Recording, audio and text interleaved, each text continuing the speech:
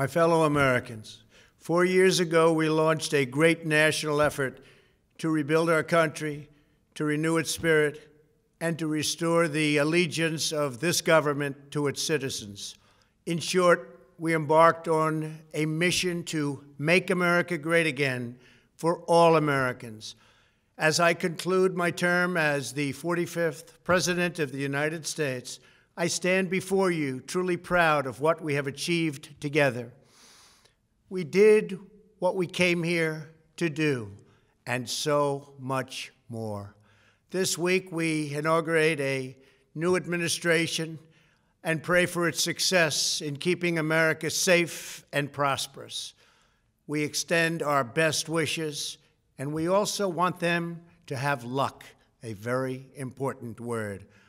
I'd like to begin by thanking just a few of the amazing people who made our remarkable journey possible. First, let me express my overwhelming gratitude for the love and support of our spectacular First Lady, Melania.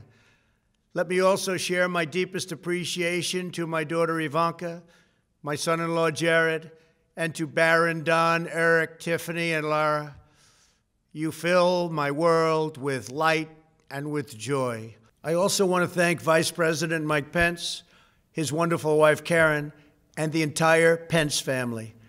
Thank you as well to my Chief of Staff, Mark Meadows, the dedicated members of the White House staff, and the Cabinet, and all of the incredible people across our administration who poured out their heart and soul to fight for America. I also want to take a moment to thank a truly exceptional group of people, the United States Secret Service.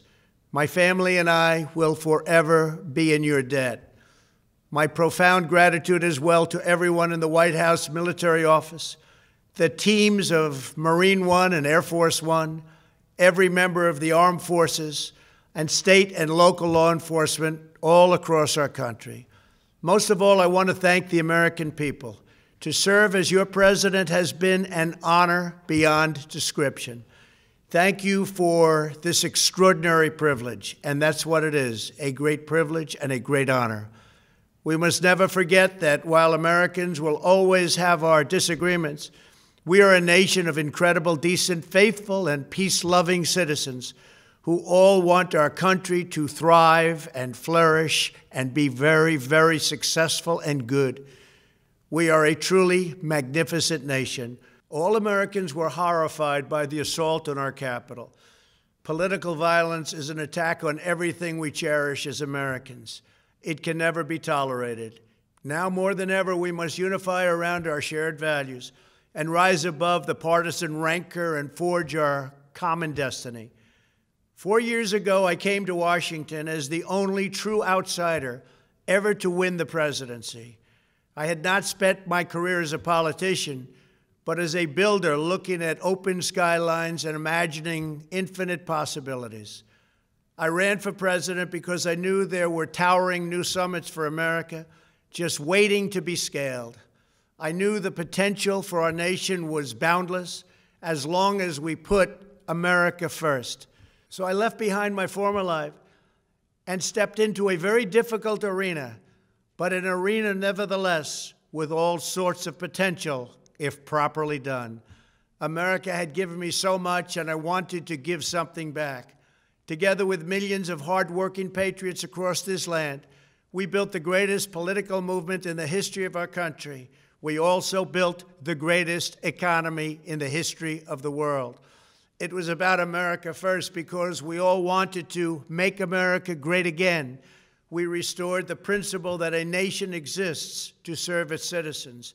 Our agenda was not about right or left. It wasn't about Republican or Democrat, but about the good of a nation, and that means the whole nation. With the support and prayers of the American people, we achieved more than anyone thought possible. Nobody thought we could even come close. We passed the largest package of tax cuts and reforms in American history. We slashed more job-killing regulations than any administration had ever done before. We fixed our broken trade deals, withdrew from the horrible Trans-Pacific Partnership and the impossible Paris Climate Accord, renegotiated the one-sided South Korea deal, and we replaced NAFTA with the groundbreaking USMCA. That's Mexico and Canada, a deal that's worked out very, very well. Also, and very importantly, we imposed historic and monumental tariffs on China, made a great new deal with China. But before the ink was even dry, we and the whole world got hit with the China virus. Our trade relationship was rapidly changing. Billions and billions of dollars were pouring into the U.S., but the virus forced us to go in a different direction. The whole world suffered, but America outperformed other countries economically because of our incredible economy and the economy that we built. Without the foundations and footings, it wouldn't have worked out this way. We wouldn't have some of the best numbers we've ever had. We also unlocked our energy resources and became the world's #1 producer of oil and natural gas, by far. Powered by these policies, we built the greatest economy in the history of the world. We reignited America's job creation and achieved record low unemployment for African Americans, Hispanic Americans, Asian Americans, women, almost everyone. Income soared, wages boomed, the American dream was restored, and millions were lifted from poverty in just a few short years. It was a miracle. The stock market set one record after another, with 148 stock market highs during this short period of time, and boosted the retirements and pensions of hardworking citizens all across our nation. 401ks are at a level they've never been at before. We've never seen numbers like we've seen, and that's before the pandemic and after the pandemic. We rebuilt the American manufacturing base, opened up thousands of new factories, and brought back the beautiful phrase, "Made in the USA." To make life better for working families, we doubled the child tax credit and signed the largest ever expansion of funding for child care and development. We joined with the private sector to secure commitments to train more than 16 million American workers for the jobs of tomorrow. When our nation was hit with the terrible pandemic, we produced not one, but 2 vaccines with record-breaking speed, and more will quickly follow. They said it couldn't be done, but we did it. They called it a medical miracle, and that's what they're calling it right now, a medical miracle. Another administration would have taken 3, 4, 5, maybe even up to 10 years to develop a vaccine. We did it in 9 months. We grieve for every life lost, and we pledge in their memory to wipe out this horrible pandemic once and for all. When the virus took its brutal toll on the world's economy, we launched the fastest economic recovery our country has ever seen. We passed nearly $4 trillion in economic relief, saved or supported over 50 million jobs, and slashed the unemployment rate in half. These are numbers that our country has never seen before. We created choice and transparency in health care, stood up to Big Pharma in so many ways, but especially in our effort to get favored nations clauses added, which will give us the lowest prescription drug prices anywhere in the world. We passed VA choice, VA accountability, right to try, and landmark criminal justice reform. We confirmed 3 new justices of the United States Supreme Court. We appointed nearly 300 federal judges to interpret our Constitution as written. For years, the American people pleaded with Washington to finally secure the nation's borders. I am pleased to say we answered that plea and achieved the most secure border in U.S. history. We have given our brave border agents and heroic ICE officers the tools they need to do their jobs better than they have ever done before, and to enforce our laws and keep America safe. We proudly leave the next administration with the strongest and most robust border security measures ever put into place. This includes historic agreements with Mexico, Guatemala, Honduras, and El Salvador, along with more than 450 miles of powerful new wall. We restored American strength at home and American leadership abroad. The world respects us again. Please don't lose that respect. We reclaimed our sovereignty by standing up for America at the United Nations and withdrawing from the one-sided global deals that never served our interest. And NATO countries are now paying hundreds of billions of dollars more than when I arrived just a few years ago. It was very unfair. We were paying the cost for the world. Now the world is helping us. And perhaps most importantly of all, with nearly $3 trillion, we fully rebuilt the American military, all made in the USA. We launched the first new branch of the United States Armed Forces in 75 years, the Space Force. And last spring, I stood at Kennedy Space Center in Florida and watched as American astronauts returned to space on American rockets for the first time in many, many years. We revitalized our alliances and rallied the nations of the world to stand up to China like never before. We obliterated the ISIS caliphate and ended the wretched life of its founder and leader, al-Baghdadi. We stood up to the oppressive Iranian regime and killed the world's top terrorist, Iranian butcher Qasem Soleimani.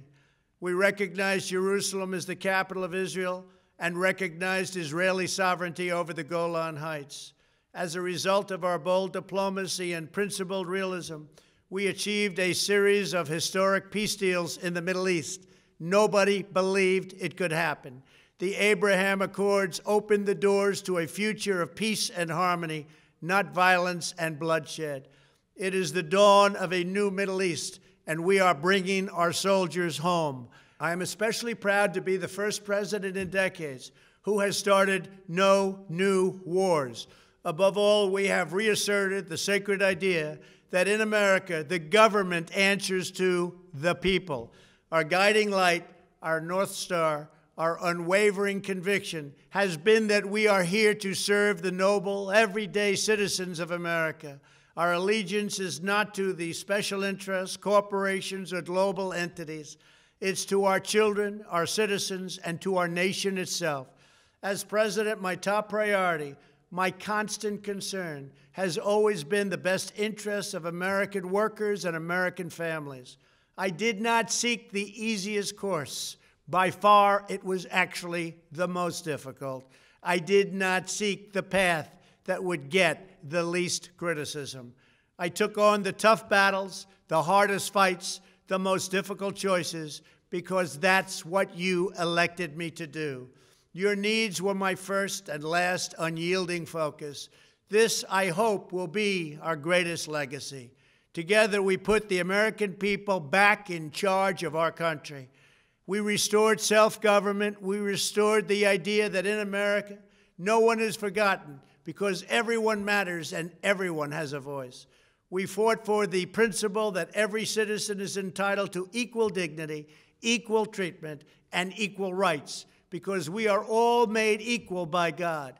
Everyone is entitled to be treated with respect, to have their voice heard, and to have their government listen. You are loyal to your country, and my administration was always loyal to you. We worked to build a country in which every citizen could find a great job and support their wonderful families. We fought for the communities where every American could be safe and schools where every child could learn. We promoted a culture where our laws would be upheld, our heroes honored, our history preserved, and law-abiding citizens are never taken for granted. Americans should take tremendous satisfaction in all that we have achieved together. It's incredible. Now, as I leave the White House, I have been reflecting on the dangers that threaten the priceless inheritance we all share. As the world's most powerful nation, America faces constant threats and challenges from abroad. But the greatest danger we face is a loss of confidence in ourselves, a loss of confidence in our national greatness. A nation is only as strong as its spirit. We are only as dynamic as our pride. We are only as vibrant as the faith that beats in the hearts of our people. No nation can long thrive that loses faith in its own values, history, and heroes, for these are the very sources of our unity and our vitality. What has always allowed America to prevail and triumph over the great challenges of the past has been an unyielding and unashamed conviction in the nobility of our country and its unique purpose in history. We must never lose this conviction. We must never forsake our belief in America. The key to national greatness lies in sustaining and instilling our shared national identity. That means focusing on what we have in common, the heritage that we all share. At the center of this heritage is also a robust belief in free expression, free speech, and open debate. Only if we forget who we are and how we got here could we ever allow political censorship and blacklisting to take place in America. It's not even thinkable. Shutting down free and open debate violates our core values and most enduring traditions. In America, we don't insist on absolute conformity or enforce rigid orthodoxies and punitive speech codes. We just don't do that. America is not a timid nation of tame souls who need to be sheltered and protected from those with whom we disagree. That's not who we are. It will never be who we are. For nearly 250 years, in the face of every challenge, Americans have always summoned our unmatched courage, confidence, and fierce independence. These are the miraculous traits that once led millions of everyday citizens to set out across a wild continent and carve out a new life in the Great West. It was the same profound love of our God-given freedom that willed our soldiers into battle and our astronauts into space. As I think back on the past 4 years, one image rises in my mind above all others. Whenever I traveled all along the motorcade route, there were thousands and thousands of people. They came out with their families so that they could stand as we passed and proudly wave our great American flag. It never failed to deeply move me. I knew that they did not just come out to show their support of me. They came out to show me their support and love for our country. This is a republic of proud citizens who are united by our common conviction that America is the greatest nation in all of history. We are and must always be a land of hope, of light, and of glory to all the world.